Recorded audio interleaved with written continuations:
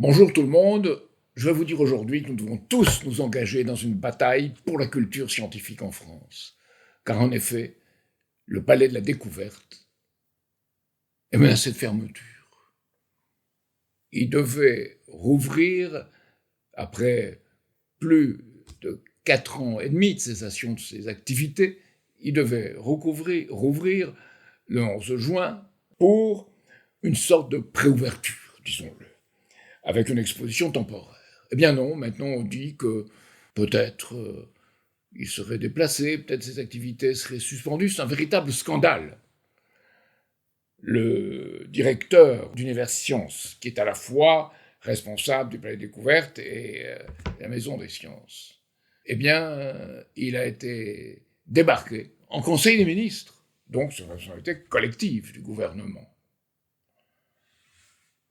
À quoi portons atteinte? À l'institution qui doit transmettre la culture, qui est à la fois un musée scientifique et un lieu de transmission de la culture aux enfants, aux adolescents et à tout le monde. C'est un lieu où on vous montre comment on fait les expériences fondamentales, où on apprend des principes, pas des formules toutes faites, mais des principes de la science. Et on apprend, comme le disait Lazare Carnot, et comme on le dit dans notre journal, on y apprend à élever à la dignité d'homme tous les individus de l'espèce humaine, à leur donner un savoir qui leur permette d'exercer un pouvoir légitime.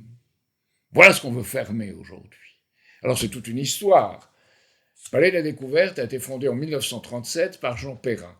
Jean Perrin qui a écrit un livre qui a fait un énorme impact à l'époque, Les Atomes, en 1913. Et Jean Perrin qui était prix Nobel en 1926, physicien, homme politique, qui incarnait l'esprit du Front populaire avec son ami Paul Langevin.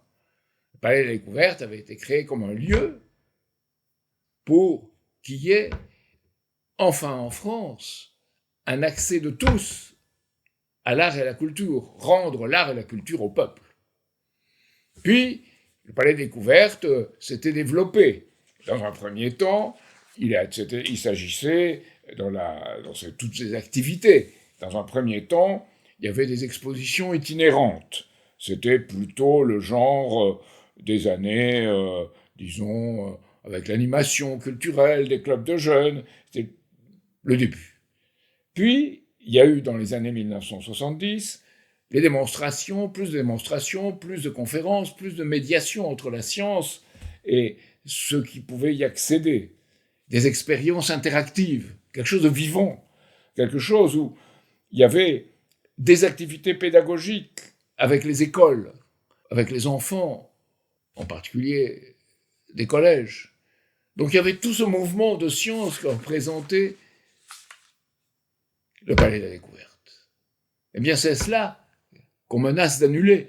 Ah, on prévoit d'autres choses. On a dit qu'il fallait le remplacer par une sorte d'institution attachée à la Cité des Sciences, sur l'intelligence artificielle, les arts, et tout ce qui est du domaine de la forme, pas de la création réellement. Je ne suis pas contre qu'on parle de l'intelligence artificielle dans un palais de découverte, mais qu'on en fasse un élément moteur, non. Parce qu'il faut, avant, connaître les principes. Avant de connaître le nucléaire, il faut savoir comment marche la machine à vapeur.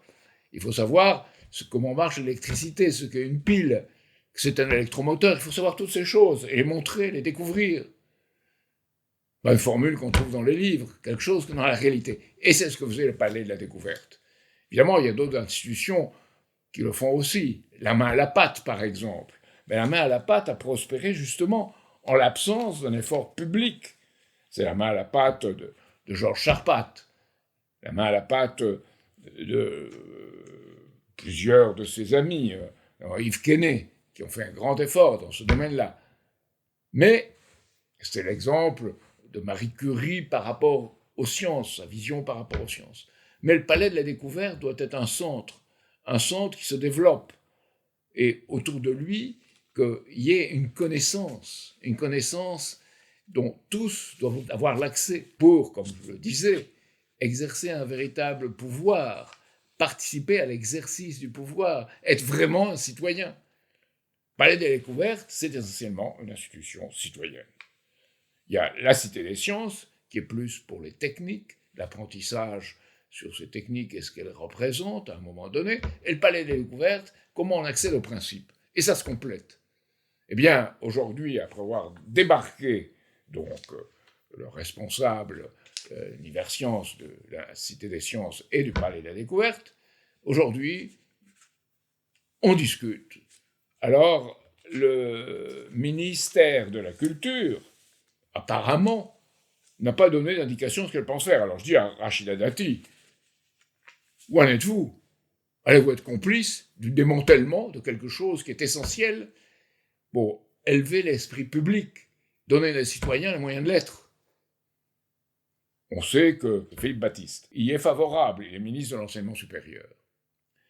Et on est aujourd'hui dans l'incertitude auprès de quelque chose de fondamental. Donc, je dis, évidemment, dans un premier temps, il faut signer toutes les pétitions, dont celle du personnel, en faveur de la continuation du Palais de la Découverte.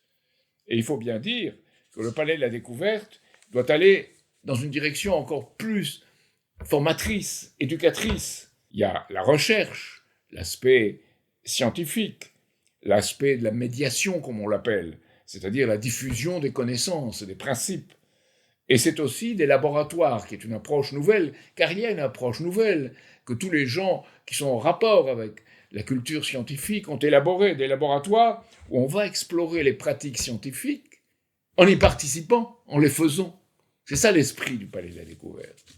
Eh bien, au lieu de ces élargissements, on voit ce risque immédiat de fermeture. Alors, je dois dire que je me suis moi-même battu dans mon programme présidentiel de 2017 pour le Palais de la Découverte, et pour dire qu'il fallait ouvrir des palais de la découverte par région, afin que, comme à celui de Paris, soit organisé, et je lis ce que je disais à l'époque, soit organisé autour d'expériences scientifiques pour mettre ces visiteurs dans les pas des découvreurs et stimuler les capacités créatrices de toutes et de tous. Ils seront une infrastructure clé pour les écoles et une inspiration pour l'élaboration de programmes scolaires, rompant avec, je disais alors, avec l'apprentissage abétissant de formules. Comme à Paris, il devrait être une plateforme afin de rendre plus familier l'univers qui nous entoure. Et je disais aussi qu'il fallait à cela accorder, dans chaque département, les centres de loisirs, qui devraient devenir un pilier du brassage culturel, et de mettre en rapport ces palais de découverte avec ces centres de loisirs, pour que les jeunes qui sont désensibilisés par la société des écrans, et par la télé, la fausse réalité, maintenant par les réseaux sociaux, pour que ces jeunes puissent se réapproprier le monde réel.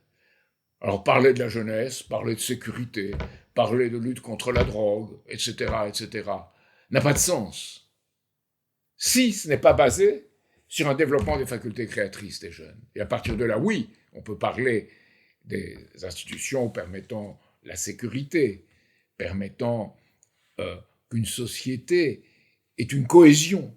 Mais cette cohésion doit être faite par le haut. Le Palais de la Découverte, c'était ça. C'est pour ça qu'il faut participer à toutes les pétitions nationales, internationales, et de plus, exiger qu'il y ait une politique en France de la science et de l'art qui soit celle qui pense, comme je disais dans mes campagnes, avec les yeux du futur, pour une culture de la vie et de la découverte. C'est cela qui fait un pays. On est en train de le détruire. C'est ce que je veux dire aujourd'hui, en vous demandant de combattre avec nous et aussi avec tous ceux qui mènent ce combat dans le Palais de la Découverte, dans les institutions internationales et dans les différentes pétitions qui se sont levées pour exiger que ce palais reste, et qu'il reste au Grand Palais, qu'il ne soit pas déporté ailleurs en le rapetissant, et qu'il reste au Grand Palais en gardant sa surface, pour qu'il soit dans un quartier de Paris, qu'il soit un quartier qui corresponde au rôle qu'il doit jouer dans la société. Voilà.